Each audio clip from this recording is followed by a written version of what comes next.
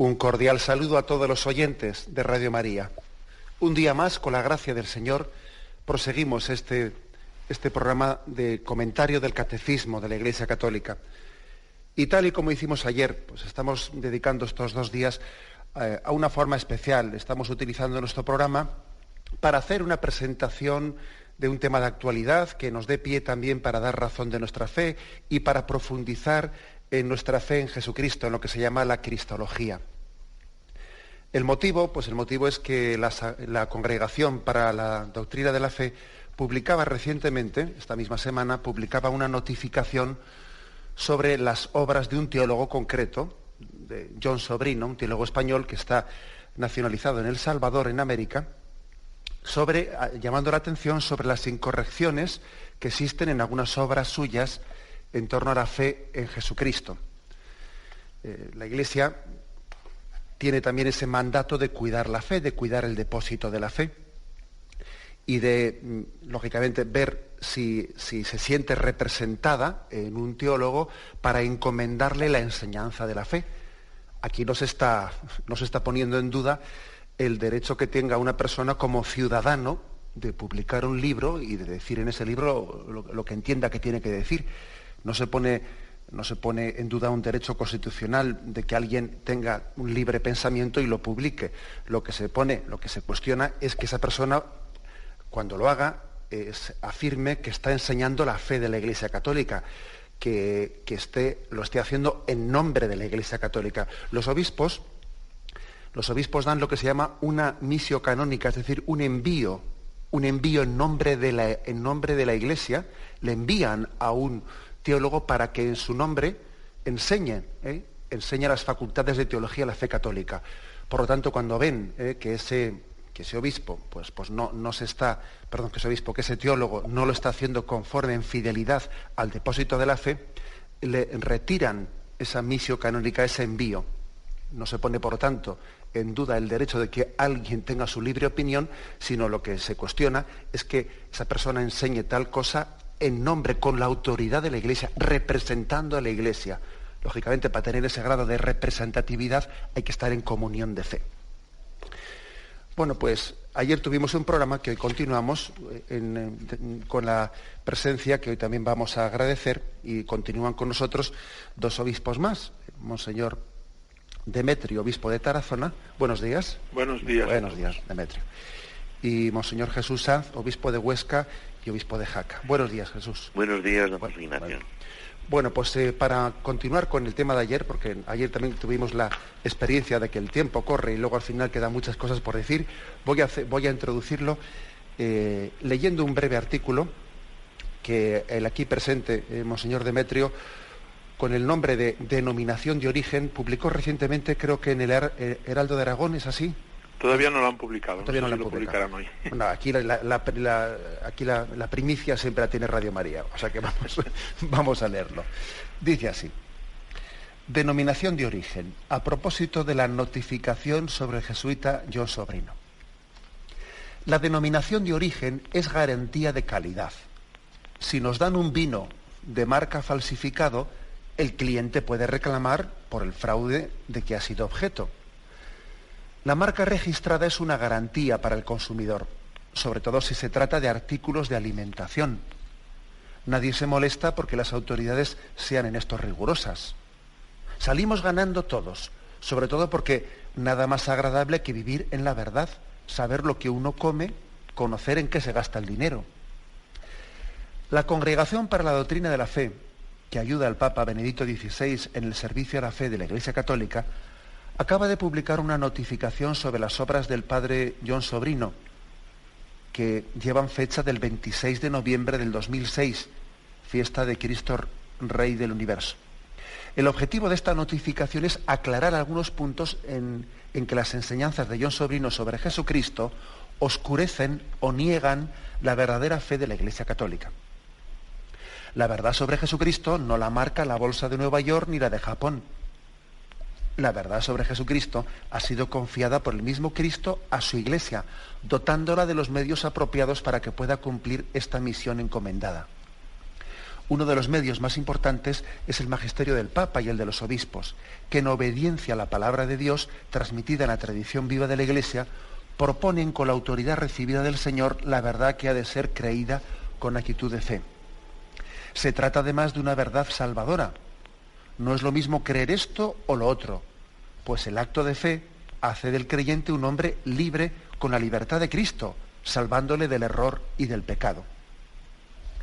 La notificación aludida avisa de que las obras de John Sobrino no presentan la fe de la Iglesia Católica sobre la divinidad de Jesucristo, sobre la encarnación del Hijo de Dios, sobre la relación de Cristo y el reino de Dios, sobre la autoconciencia de Cristo, sobre el valor salvífico de la muerte de Jesús, casi nada. El contenido está falsificado en sus elementos más genuinos. En estas doctrinas de Jesucristo casi no queda más que el hombre. No se juzga en este caso nada, la vida del autor, no se juzga de eso, pero se le prohíbe enseñar en nombre de la Iglesia. La propia congregación, desde hace años, viene dialogando con John Sobrino, proponiéndole la fe de la Iglesia e invitándole amablemente a que corrija sus propuestas. Este se mantiene en su postura. El vino falsificado que él nos ofrece le parece mejor que el vino bueno que ofrece la Iglesia. Es momento de reclamar la denominación de origen, de echar mano de la marca registrada. Agradecemos una vez más a la Congregación para la Doctrina de la Fe que nos haga este precioso servicio. Es por el bien de todos. Bueno, pues me ha parecido conveniente pues, hacer esta introducción que también recuerda bastantes de las cosas que ayer comentábamos. Y yo pienso que dicho esto, pues vamos a continuar adelante. Si les parece a mis hermanos, a don Jesús y a don Demetrio. Ayer, de los 6 puntos que tenía esta notificación, de los 6 puntos, tuvimos ocasión de expresar los 2 primeros. El primer matiz, la primera matización que hacía esta nota de la congregación a este teólogo era sobre la metodología incorrecta que utilizaba a la hora de hacer teología, olvidando que el lugar, la fuente, los condimentos, decía aquí, ¿no? Nuestro hermano don Jesús decía que todo cocinero tiene que tener primeramente pues, los elementos de los cuales cocina, ¿no? Y en la teología esos elementos de los cuales pues, después elabora la teología, las fuentes son la palabra de Dios y la tradición de la Iglesia, ¿no? Y los concilios. Bien, este autor en concreto rechaza tales fuentes, en gran parte la Sagrada Escritura y muy especialmente los concilios de la Iglesia, que los considera un obstáculo, y él recurre, dice que la fuente desde la que él hace teología es la Iglesia de los pobres. Bueno, un concepto demasiado difuso y demasiado manipulable, ¿no? Un segundo error es sobre la divinidad de Jesucristo, la no confesión de la divinidad de Jesucristo.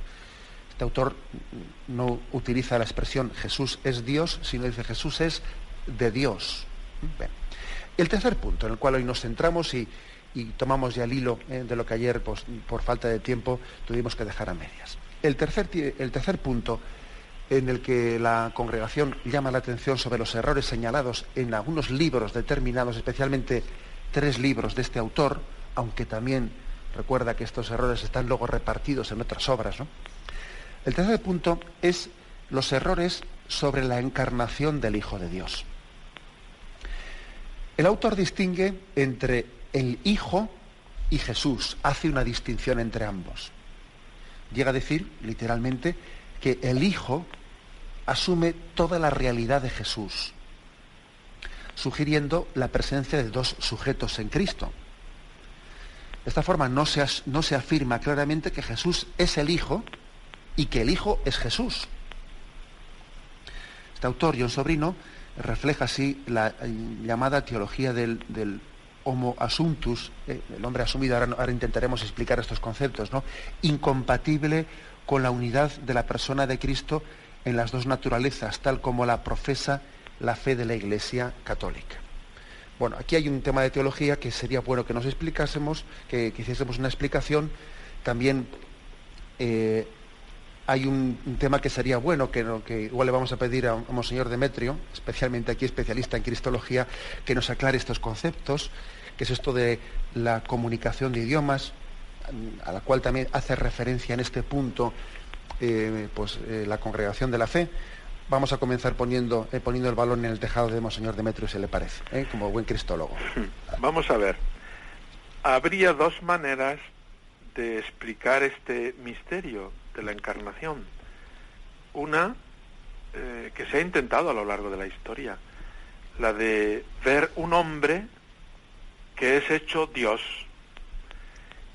Por ese camino no vamos a ningún lado, que es el camino que elige John Sobrino. Y otro, que es por donde la Iglesia se ha inclinado definitivamente, tanto en el concilio de Éfeso como en el concilio de Calcedonia, año 421 y 451. Y en esta postura, la Iglesia, al explicar quién es Jesucristo, ha explicado el misterio de la encarnación diciéndonos que el Hijo se ha hecho hombre. Ese es el misterio de la encarnación, que el Verbo se ha hecho carne. El misterio de la encarnación no es que un hombre se hace hijo de Dios. Porque si decimos que un hombre se hace hijo de Dios, tenemos primero un hombre, y después se hace hijo de Dios, vete a saber cómo. Eso es un poco lo que nos sucede a nosotros por participación. Es decir, todo cristiano es hijo de Dios siendo primero hombre y después es hecho hijo de Dios. Pero en el Hijo eterno de Dios, Jesucristo, no ha sido así. Él existe desde siempre como persona divina y se ha hecho hombre como nosotros, en todo semejante a nosotros, excepto en el pecado. Por resumir, diría, el movimiento de la encarnación es un movimiento que va desde la eternidad al tiempo, desde Dios al hombre, y por tanto está muy bien expresado con la frase de San Juan: el Verbo se ha hecho carne. Porque si el Hijo, es decir, si Jesús no es Dios, María no es madre de Dios. Aquí esto es muy importante. Y la Iglesia, antes de aclarar todo el aspecto de que el Hijo se ha hecho hombre, y en Calcedonia explicarnos que es una sola persona en dos naturalezas, nos ha explicado en el concilio de Éfeso, y María aquí introduce una luz preciosa para entenderlo. María es verdaderamente madre de Dios, porque es madre del sujeto divino que se ha hecho hombre. Si ponemos dos sujetos, el divino y el humano, María solo sería madre del humano. María no sería madre de Dios. Y es claro, en la fe de la Iglesia, en la religiosidad popular, en la tradición unánime de la devoción a María, que María es madre de Dios. ¿Por qué? Porque el sujeto al que ella le da el ser hombre es Dios. Yo veo resumido en esto lo que quería decir, y ahora si queréis comentamos otras cosas. Muy interesante. Vamos a pasar la palabra a don Jesús. ¿Dónde le parece a él que, desde qué perspectiva explicaría por qué hoy en día existe? Porque yo creo que no estamos hablando aquí, no nos estamos centrando en un autor, sino que a propósito de los errores de este autor, estamos comentando errores bastante extendidos, por desgracia, ¿no? Pues en la cultura contemporánea, una visión secularizada de la presentación del mensaje cristiano. Le damos la palabra a don Jesús. Sí, no solamente, como acabo de explicar don Demetrio, hay un dato que teológicamente se puede refutar, porque no es el método, digamos, que Dios ha escogido para hacérsenos llegar, para contarnos su secreto y su buena noticia en nuestro propio lenguaje, un lenguaje humano que sabe de palabras y sabe de gestos, los nuestros propios, ¿no? Sino que más allá de la refutación teológica que se puede hacer, como hace la congregación en esta nota por el padre John Sobrino, es que un poco lo apuntábamos ayer, se está repitiendo una posición equivocada que no es nueva. Es decir, que esta postura que adopta el padre John Sobrino en su cristología repite errores, es decir, herejías, que son ya muy antiguas. La pregunta que tiene el corazón del hombre, eso que decía el gran San Agustín, que el hombre tiene un corazón inquieto. Nos has hecho, Señor, con un corazón inquieto que no descansará, que no parará de hacer preguntas hasta que descanse en ti, en lo que tú nos dices y en lo que tú nos das. Así comienza, con otro lenguaje, el libro de las confesiones del gran padre de la Iglesia, San Agustín. Ese corazón inquieto no cambia, la inquietud es la misma. Lo que cambia no es la pregunta del corazón del hombre, sino el modo de presentarla. Pero la pregunta es la misma. Y por tanto, Dios tampoco cambia en su respuesta. La labor de que tiene la Iglesia a partir del dato revelado es la de presentar con total fidelidad la respuesta que Dios ha dado. Podríamos pensar que este es el noble oficio, la noble tarea que tendrían los teólogos, de sin falsear la respuesta de Dios y la comprensión de esa respuesta por parte de la Iglesia, en su larga tradición, en el depósito de esa fe que ella custodia y anuncia, saber presentar de un modo inteligible a cada generación, a cada cultura, la respuesta invariable de Dios ante la pregunta invariable del hombre. De manera que el ropaje cultural, lingüístico, sería una cuestión menor, porque es lo más mutable. Lo que no cambia es la pregunta por parte del hombre y la respuesta por parte de Dios. Y la pregunta del hombre es llegar a la amistad perdida con Dios. Y la respuesta de Dios es ofrecer gratuitamente ese cauce que, haciéndonos hijos de Dios, en su Hijo hemos sido salvados, en su Hijo hemos sido respondidos, en su Hijo hemos sido abrazados y redimidos. Esta es la historia de la Iglesia. De manera que cuando alguien cambia el método, cuando alguien decide explicar de tal manera esta respuesta de Dios, que falsea el método de Dios, el cauce que Dios ha escogido, pues está traicionando la verdad y está construyendo su propia salvación. Está explicando lo que jamás Dios pronunció y está contándonos o vendiéndonos lo que Dios jamás ha querido ofrecernos.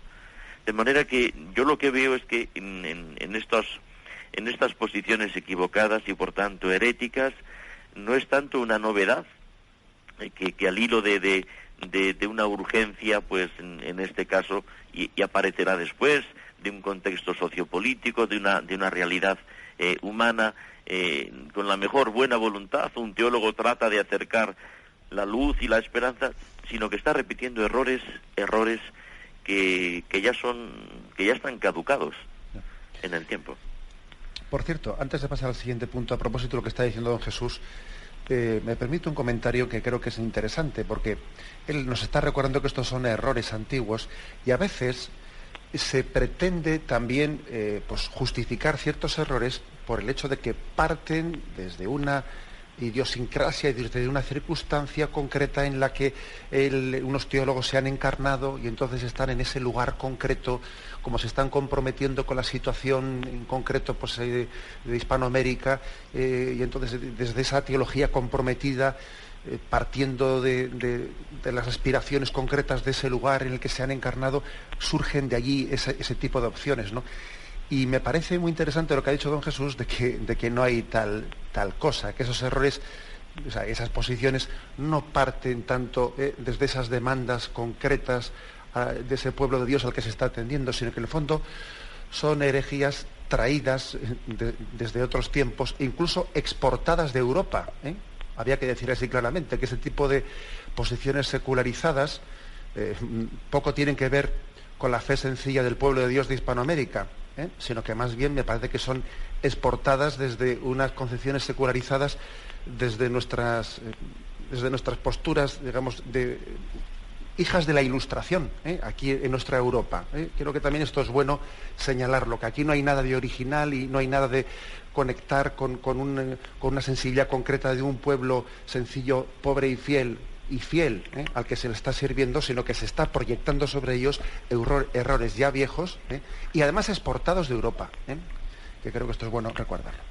Bien, pasamos al siguiente punto. Aquí hemos recordado en el anterior que como nos decía don Jesús, la gran novedad es que Dios toma la iniciativa de responder al anhelo del hombre, pero responder Él viniendo a nosotros. Es Dios mismo quien en la encarnación decide acercarse al hombre, y es Él mismo el que de una manera descendiente, el Verbo se hace carne, asume la condición humana en las entrañas de la Virgen María. No cabe pues aceptar esta expresión del autor, el Hijo asume toda la realidad de Jesús. Se entiende que es una expresión herética. No es que el Hijo asume toda la realidad de Jesús. El Hijo se hace carne en las entrañas de la Virgen María y toma la condición humana. Porque no son dos personas, la del Verbo, el Hijo, y otra Jesús. No, es una sola persona. Es la persona divina que toma la condición humana. Esta es la afirmación contundente, por lo tanto, de la congregación. Vamos a tener un momento de reflexión antes de seguir al siguiente punto. Continuamos en este programa de comentario del Catecismo de Radio María. Continuamos con esta presentación de la notificación que la Congregación para la Doctrina de la Fe ha hecho sobre las obras de John Sobrino. Estamos acompañados de Monseñor Demetrio, obispo de Tarazona, y Monseñor don Jesús Sanz, obispo de Huesca y de Jaca. Estamos comentando el contenido, hemos tenido ocasión de comentar los 3 primeros puntos de esta nota y vamos al cuarto error que señala esta nota, que es el siguiente, referido a la relación entre Jesucristo y el reino de Dios. Según el autor, la persona de Jesús como mediador no puede ser absolutizada. Jesús se debe comprender desde su relación con el reino de Dios. Para este autor, el reino de Dios, no se identifica con Jesús. Él entiende el reino de Dios como la realización de la voluntad de Dios para este mundo, a la cual llamamos mediación. La mediación está asociada a una persona o un grupo, y a esto se le llama mediador. Es decir, este autor dice que Jesús es un mediador, pero no es la mediación. Jesús es mediador solo por su humanidad. Se niega así la única mediación universal de Cristo y su identificación con el reino de Dios. Es decir, se niega el hecho de decir Cristo es el único mediador entre Dios y el hombre. Un tema también importante, como podemos observar. Vamos a darle la palabra a Monseñor Demetrio y pedir un poco que nos ilumine este aspecto. Vamos a ver.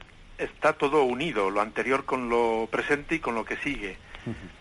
Es decir, cuando decimos en el Padre Nuestro, venga a nosotros tu reino, debemos entender que es Dios el que quiere reinar en la historia, pero esto lo ha hecho Dios Padre enviando a su Hijo. El reino es Jesucristo, su Hijo hecho hombre. Ahí es donde Dios manifiesta su reinado en la historia y todos los hombres entendemos que Jesús es Señor de la historia. Por el contrario, si se desvincula a Jesucristo del reino, yo puedo diseñar un reino pues a mi gusto. Puedo decir, bueno, pues que el reino de Dios consiste en esto, consiste en lo otro, consiste en lo de más allá. Y en segundo lugar digo que Jesucristo ayuda a eso que yo estoy proclamando. La fe de la Iglesia, sin embargo, en este punto nos dice, no. Aquí no puede inventarse cada uno el reino que él quiera. El reino de Dios en el mundo, en la historia, coincide con Jesucristo. De manera que Jesucristo es el mediador, en él se ha hecho presente y se ha cumplido el reino. El reino de Dios es ante todo una persona que tiene el rostro y el nombre de Jesús de Nazaret. A mí me parece esto fundamental, porque es que además, si separamos el reino de Dios de Jesucristo, o ponemos a Jesucristo, diríamos, subordinado al reino de Dios, ideologizamos el reino de Dios. Y el reino de Dios, pues, para un autor puede ser, qué sé yo, la liberación material en clave marxista de una pobreza que estamos viviendo, pero para otro el reino de Dios puede ser, qué sé yo, alcanzar cotas de bienestar que en los países occidentales se pretende, ¿no? No. El reino de Dios es Jesucristo. Y Jesucristo es el que nos dice en qué consiste la voluntad de Dios para el hombre. De acuerdo, muchísimas gracias por esa aclaración. Le vamos a dar la palabra a don Jesús para que nos ilumine un poco más. Bien, pues en la misma línea que acaba de decir don Demetrio, este reduccionismo que una cristología pues inadecuada, insuficiente, no es solamente de la persona de Jesús, a la que se le niega el carácter divino, es una persona divina con una doble naturaleza, sino que esto tiene una consecuencia después en la actuación, en la historia, y por tanto se presta lo que Jesús predicó y lo que Jesús ofreció y construyó y que entregó precisamente a su Iglesia, se reduce a los diferentes ismos que a través de la larga historia de 2000 años han ido apareciendo y que en estos decenios últimos hemos visto quizá más popularizados por la facilitación de los medios de comunicación que tiene pues el momento actual nuestro. Entonces, podríamos ver que estas teologías, las que parten de Europa, como decía antes don José Ignacio, la que después se experimentan en zonas más deprimidas económicamente o culturalmente, como puede ser Hispanoamérica, como puede ser África o como puede ser Asia, porque hay diferentes. De hecho, la congregación ha ido poniendo en guardia a diferentes teólogos que cada cual en su trinchera nos ha pretendido contar la batalla por su cuenta, ¿no? Entonces, este reino se presta cuando la persona de Jesús se la ha presentado de una manera errónea, se presta a que lo que Jesús propone sea igualmente deudor del mismo error. Y por tanto, la actuación del reino pues se reduce a una actuación sociopolítica, en este caso deudora del marxismo, como ya se nos advirtió con motivo de la teología de la liberación, de alguna teología de la liberación. Yo me permito recordar que en el año 85 el entonces prefecto de esta congregación, cardenal Ratzinger, él quiso poner en guardia de alguna teología de la liberación, pero no de la libertad que acerca el reinado de Dios y la salvación de Jesucristo. Pero no solamente es la teología de la liberación de corte marxista, como una reducción sociopolítica del reino del Señor, sino que también podríamos sacar, tirando de esta hebra, pues otras madejas, como es el ecologismo, es decir, ese panteísmo en el que con la ocasión o pretexto de la naturaleza, que voy a decir yo, hijo de San Francisco, pues se está contando de un modo reductor lo que es la salvación. O el indigenismo tan en boga en este momento en algunos países de Hispanoamérica, que es el respeto de las culturas precedentes, pero que no nos hacen cautivos, y por tanto que a partir de esas culturas, que es lo que encontramos, anunciamos a Jesucristo Salvador. No es que llegamos a un ten con ten para organizar una especie de consenso, no, en esas culturas y en esa realidad humana, cultural, anunciamos a Jesucristo como Salvador también de esas personas, que redime también estas culturas. Y claro, el coqueteo con el indigenismo al uso da como consecuencia reducir el reino a estos brotes, o el feminismo, digamos, por último, que sería también la utilización de la mujer y de su justa liberación, de su reubicación, de su igualdad en cuanto a dignidad. Bueno, pues todos estos ismos, estos reduccionismos aplicados al reino de Dios se derivan de una errónea comprensión y presentación de Jesucristo, Dios y hombre verdadero. Y además yo añadiría una cosa que me parece interesante a raíz de lo que don Jesús está diciendo, y es que claro, cuando el reino de Dios no se identifica con Jesucristo, ¿no? Si el reino de Dios parece una instancia superior y de alguna manera Jesucristo no es más que una realización concreta de ese reino de Dios, ¿no?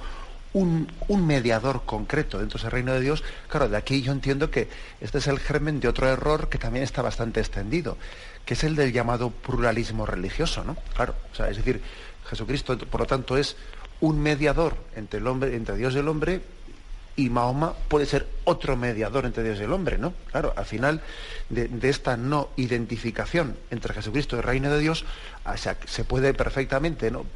Se está poniendo quizás el fundamento a partir del cual luego se llega a afirmar pues una especie de pluralismo religioso, ¿no? Pues todas las religiones acaban siendo pues básicamente mediaciones concretas dentro de esa gran mediación que es el reino de Dios, ¿eh? Bueno, esto culturalmente, José Ignacio, tenemos aquí en España al menos una presentación que también tiene propuesta social, política, con la famosa Alianza de Civilizaciones, es decir, es una especie de gran bazar en el que con el carrito del helado se lo hace usted mismo. Sí.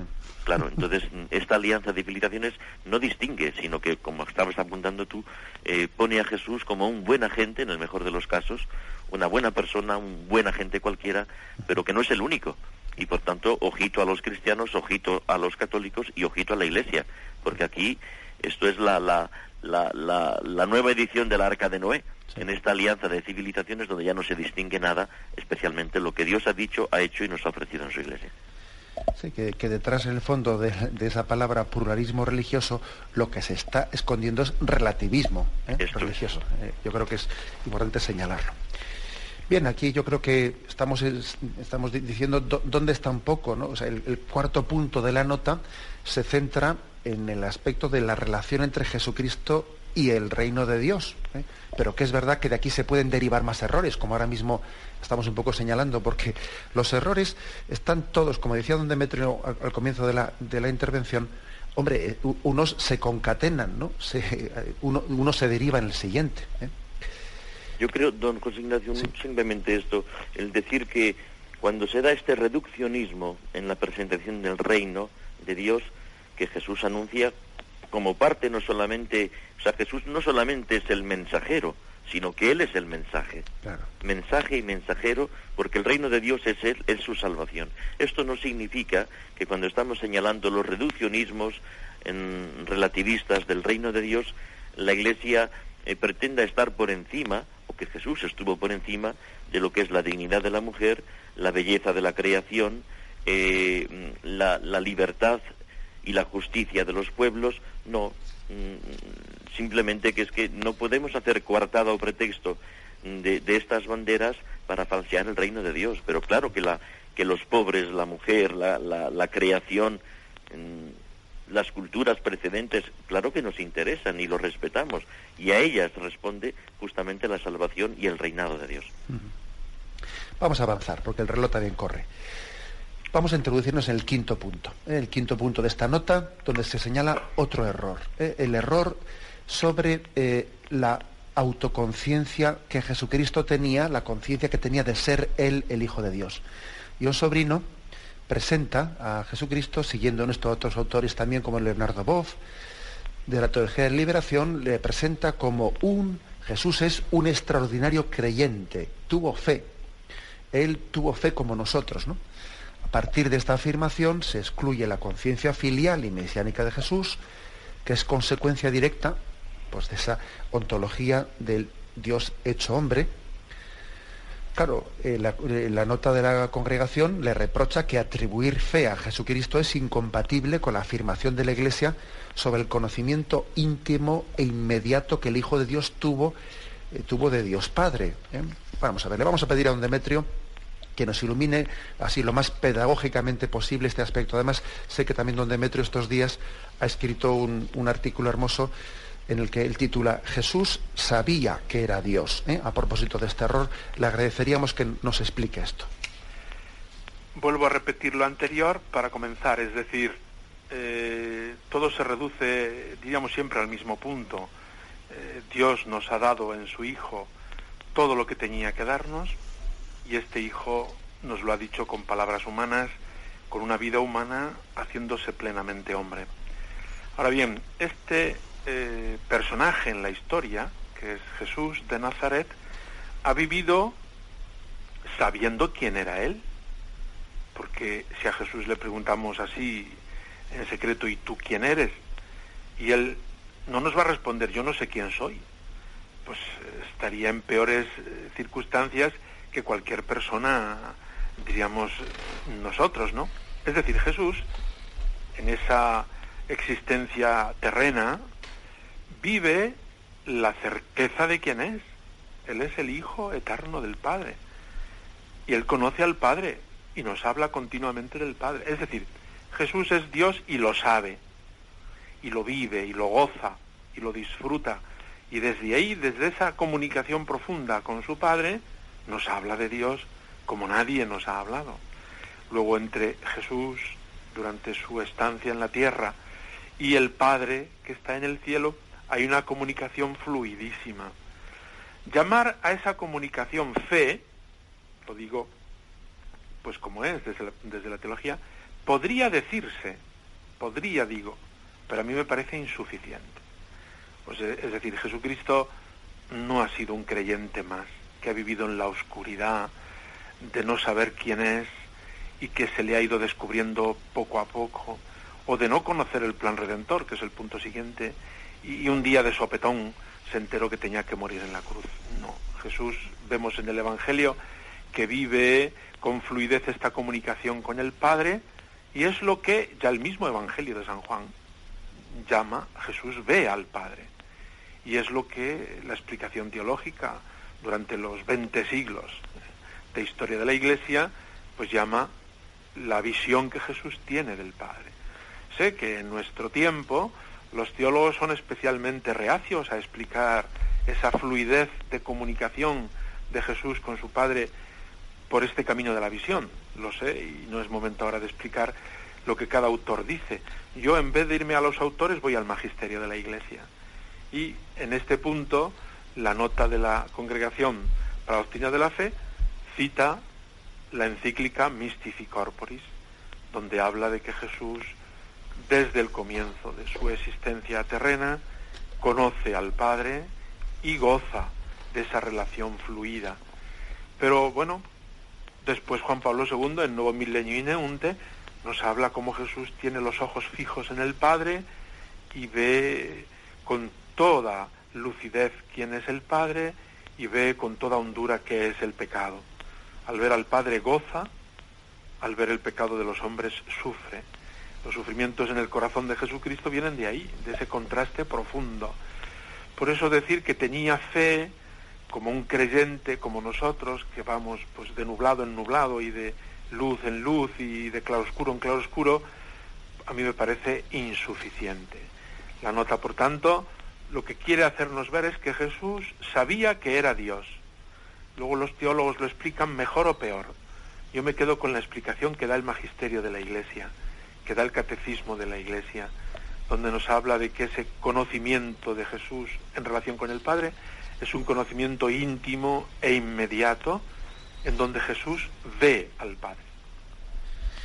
Muchísimas gracias. Y pasamos el turno de intervención a don Jesús.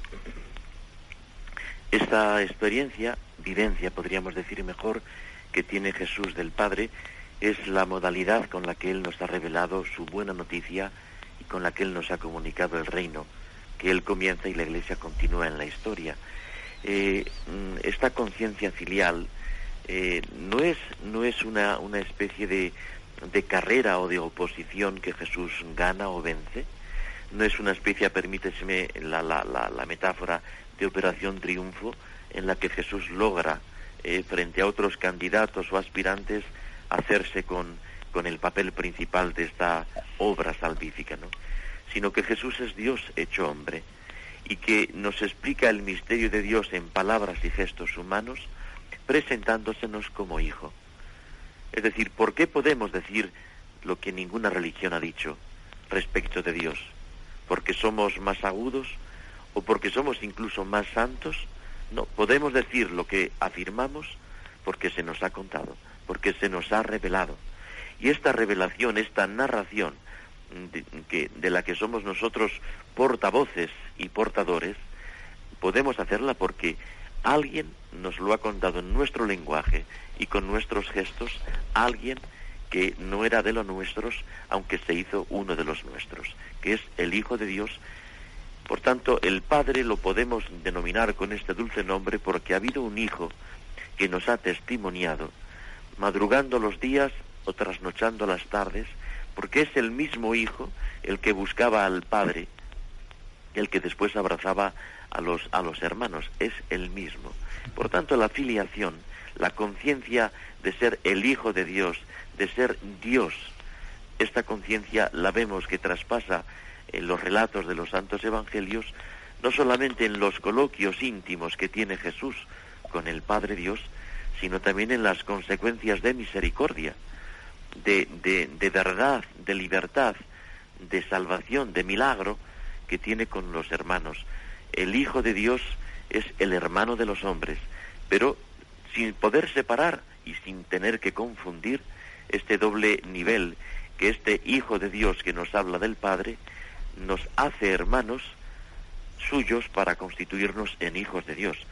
El reducir una vez más esta conciencia que tenía Jesús de ser quien era, es como privarle a él de la pregunta, de la respuesta, mejor dicho, que él formulaba como pregunta a Pedro y los discípulos: ¿quién dice la gente que soy yo? Sí. Los oyentes creo que van a entender esto perfectamente si recordamos ese pasaje del Evangelio en el que Jesús, después de haber estado perdido en el templo, cuando después de unos días de angustia, pues María y José se encuentran con él y le reprochan, le dicen: pero hijo, tu padre y yo te buscábamos angustiados. Y Jesús responde: ¿por qué me buscabais? ¿No sabíais que tenía que estar en las cosas de mi Padre? Proclamando y subrayando la conciencia que tenía Jesús de quién era su Padre. Y también incluso se lo está recordando a la propia María y al propio José. Incluso yo remito a los amigos de este programa del Catecismo de la Iglesia Católica a que puedan leer el punto 473 del Catecismo, en el que se habla de este aspecto concreto. Esa conciencia que tenía Jesús de quién era su Padre. También después permite, lógicamente, Jesús en su conocimiento humano demostraba también tener penetración divina hacia los pensamientos secretos que los hombres tenemos. Él conocía a la samaritana por dentro. Él conocía la vida de la samaritana. Dice el Evangelio, Jesús, conociendo lo que pensaban, dijo. Es decir, tenemos muchos pasajes en los que, por una parte, se trasluce la intimidad, digamos, podríamos decir, el conocimiento íntimo que tenía Jesús de quién era su Padre, de su filiación divina, y al mismo tiempo la penetración que tenía en el corazón del hombre, la capacidad de conocer al hombre por dentro, desde ese conocimiento que él íntimo que tenía de Dios Padre. Pero yo añadiría más, si me permite. Sí, adelante. Jesús no solo conoció a la samaritana por dentro, sino que durante su existencia terrena me conoció a mí y a ti, porque si Jesucristo no nos hubiera conocido, su entrega a la muerte hubiera sido una entrega por una colectividad anónima. Y Jesús, como muy bien expresa San Pablo después, que no convivió con Jesús en su existencia terrena, Jesús me amó y se entregó por mí. Es decir, vendrá después en el punto siguiente el valor salvífico de la muerte. Pero es que a mí me parece muy importante que Jesús durante su existencia terrena, con una luz superior, evidentemente, que le venía del Padre, y que lo explique quien quiera como quiera, pero el magisterio nos dice que es, pues que Jesús ve al Padre y ahí nos ve a todos nosotros. Jesús no solo conoce al Padre, sino que nos conoce a cada uno de nosotros. Jesús cuando nace en Belén, Jesús cuando predica, Jesús cuando en la agonía de Getsemaní vive la angustia y el miedo tremendo que le viene encima, es porque me conoce, porque conoce la historia de la humanidad y conoce el pecado. Y eso le hace sufrir de tal manera que eso mismo ya le hubiera producido la muerte. Es decir, si a Jesucristo le quitamos esa conciencia, ese conocimiento, pues vemos que Jesús hubiera sido un héroe nacional, pero no, el Hijo Eterno que, haciéndose hombre en su corazón humano, nos ha amado a cada uno y ha entregado su vida por cada uno de nosotros en su existencia terrena. Bien, nos falta un último punto, y aunque sea un breve momento de tono musical para que abordemos el momento final.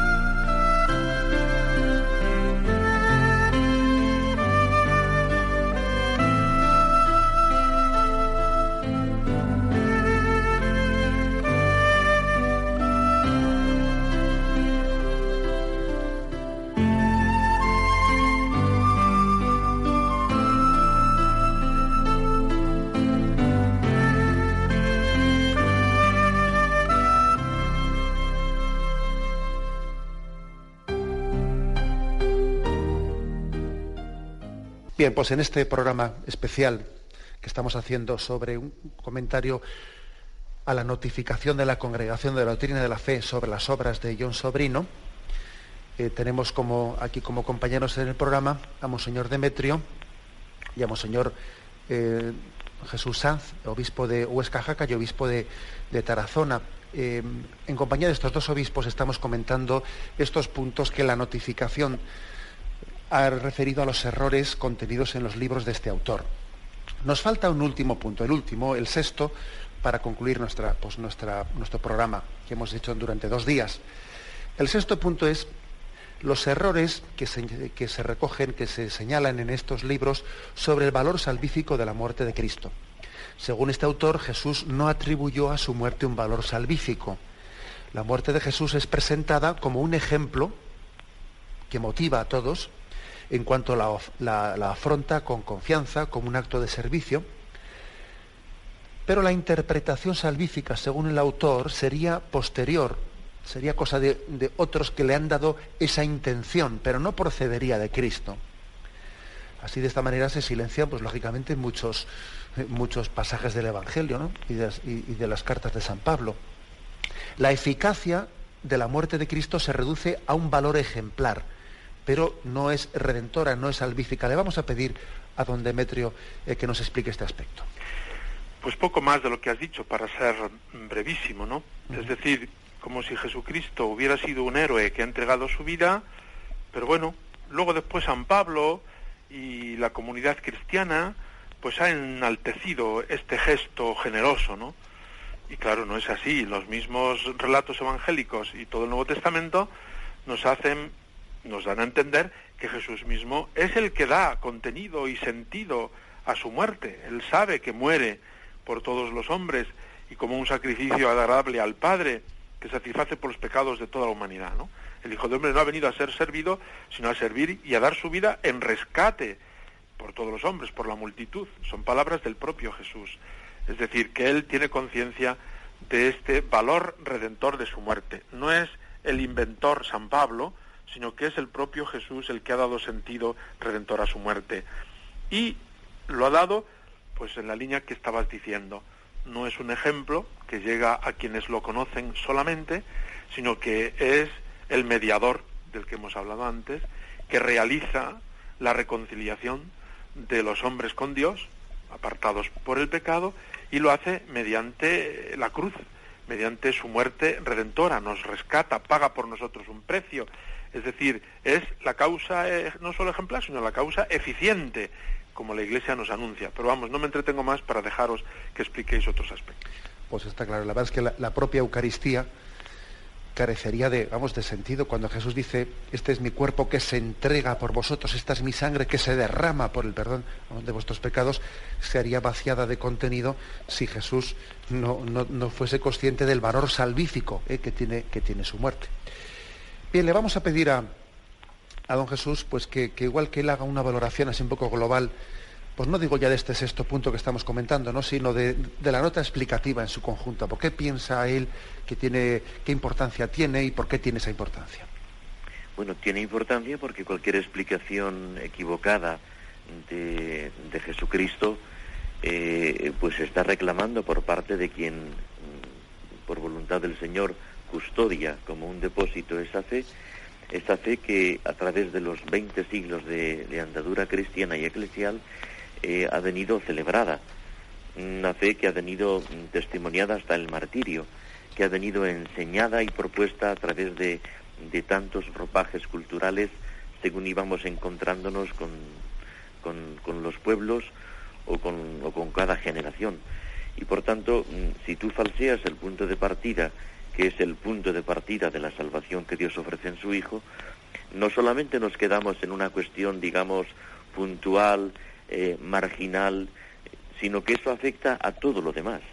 Uh-huh. Presentar equivocadamente a Jesucristo es inevitablemente presentar equivocadamente a la Iglesia. Y yo quisiera me atrevería a aconsejar que una buena razón por la que tiene la congregación para la doctrina de la fe, o lo que tiene a nivel nuestro de Conferencia Episcopal, la Comisión Episcopal para la Doctrina de la Fe, es el documento que los obispos hemos publicado, una instrucción pastoral, hace prácticamente un año, el 30 de marzo del año 2006, a propósito de los 40 años de la clausura del Concilio Vaticano II, donde decíamos cómo está la teología en esta España secularizada. Y ahí, partiendo de una pregunta preciosa que le acabamos de aludir en el momento anterior, la confesión de Cesarea, cuando Jesús pregunta ¿quién dice la gente que soy yo?, haciendo una especie de gran encuesta para llegar a la pregunta clave, que es ¿quién dices tú?, ¿quién decís vosotros? Y ante la respuesta de Pedro, pues Jesús está afirmando en positivo lo que algunas teologías en general, y la del padre John Sobrino en particular, falsea en negativo. Por tanto, un buen comentario de esta cristología correcta y de esta eclesiología correcta es la que los obispos hace un año quisimos presentar a partir de esta confesión de Cesarea. ¿Quién dices tú que es el Hijo de Dios? Para escuchar del mismo Jesús quién es Él, con su autoconciencia filial de ser un Dios que al mismo tiempo se hace hombre. Yo creo que no es, como digo, un aspecto privado para especialistas de un tema muy puntual de alta teología sobre la gran cristología, sino que tiene indudablemente un sinfín de consecuencias en la vida concreta y cotidiana de los cristianos, en la vida de las personas y de las comunidades, porque de una cristología, repito e insisto, mal planteada, nace también una liturgia que no es lo que celebramos cuando los cristianos en la Iglesia y en comunión con ella celebramos los signos de salvación que suponen los sacramentos, que supone la oración litúrgica. No solamente la liturgia queda falseada y a merced de muchos vaivenes, de muchas interpretaciones folclorísticas o ideologizadas, sino que la moral entra en la barrena del relativismo, donde ya no es la referencia Jesucristo como esplendor de la verdad, sino que es lo que a mí me parece, yo creo, yo pienso, yo opino, y por tanto una moral que no se presenta como la salvación misericordiosa y liberadora del error y del pecado de cada persona o de cada generación, sino que a veces es rehén de las presiones oportunistas y demagógicas que tiene una generación, el relativismo moral. Pero que esto, la cristología mal planteada, influye también en la predicación de los sacerdotes, influye en la catequesis que hacemos a nuestros niños jóvenes o adultos, y tiene por último una incidencia no solamente en el ministerio, como acabo de apuntar, en el ministerio ordenado, sino también en la vida consagrada. Hay que decir que a veces estos teólogos son autores y sus libros son textos de formación en no pocos noviciados o casas de formación sacerdotal y religiosa. Y claro, la deriva que tiene una cristología equivocada, pues es que se sigue falsamente a quien Jesús no es. Y por tanto la secularización, la mundanización de la vida sacerdotal o de la vida consagrada es también consecuencia de una cristología falsa o herética. Bueno, agradezco muchísimo la colaboración de mis dos hermanos obispos, de don Demetrio y de don Jesús, en este programa. Yo concluyo diciendo pues que la Iglesia, por ese mandato de Jesucristo, está comprometida especialmente en esa opción por los pobres, que son los primeros que tienen que recibir el Evangelio de Jesucristo. Estamos especialmente llamados, ¿no?, a servirles. Y decía Benedicto XVI que la primera pobreza de los pueblos es no conocer a Cristo. Por eso la Iglesia llama la atención cuando no se presenta bien a Jesucristo, porque servir a los pobres es darles a conocer quién es su Redentor. Si un pobre le arrebatas, le robas la figura de Jesucristo en toda su plenitud, pues le has robado, lo que le quedaba, ¿no?, el mayor de sus tesoros, se lo has robado, y entonces le has empobrecido, ¿no?, hasta su máxima expresión. Por eso, especialmente en los lugares más pobres, como puede ser Hispanoamérica, África, lugares de pobreza, pues la Iglesia, sí, por una parte lleva a cabo toda su obra de asistencia social y de alivio de la pobreza, y presenta a Cristo en toda su riqueza, sin disminuir en absoluto la riqueza de ser imagen de Dios Padre, que es el mayor tesoro que la Iglesia puede ofrecer al pobre de nuestros tiempos. Os agradezco mucho vuestra colaboración y os pido también que os unáis a esta bendición que damos a todos los oyentes de Radio María. La bendición de Dios Todopoderoso, Padre, Hijo y Espíritu Santo, descienda sobre vosotros. Alabado sea Jesucristo.